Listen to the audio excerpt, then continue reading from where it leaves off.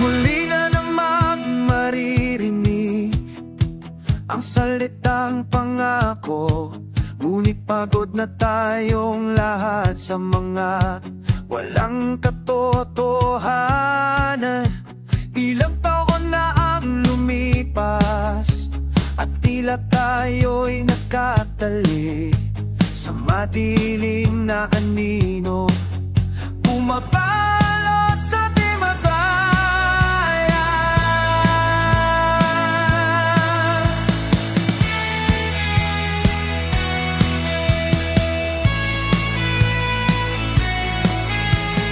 Huwag na tayong magpaluwo sa mga ilusyon at pangarap.